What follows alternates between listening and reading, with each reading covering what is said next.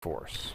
Scott Jensen is campaigning to get rid of Minnesota's income tax. The idea has come under fire from Governor Tim Walz. Political reporter Theo Keith says it's true that higher earners like Jensen stand to benefit the most. Here's tonight's Fact Check. Scott Jensen says Minnesota should be the 10th state without a personal income tax. Governor Tim Walz is criticizing the proposal and how his rival would make up for lost revenue.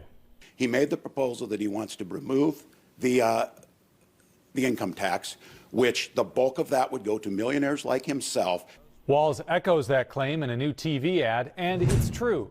Everyone who pays income tax would see some benefit from it going away, but higher earners would get the biggest gain because they pay the highest rate. Jensen confirmed to Fox 9 that his net worth exceeds $1 million.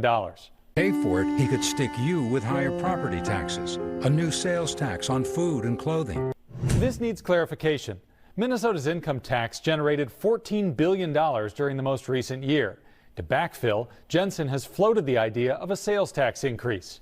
But if we were able to get rid of the personal income tax and we raised our sales tax by 0.5 percentage point, we start to now whittle down on that difference. As for a new tax on food and clothes, the Star Tribune reported Jensen said this in an interview. But in recent days, Jensen has backed away from supporting a sales tax increase of any kind. I don't see any sales tax increase. What I see is an opportunity to have a conversation that we haven't had in decades. Increasing the sales tax wouldn't come close to backfilling the loss of income tax revenue.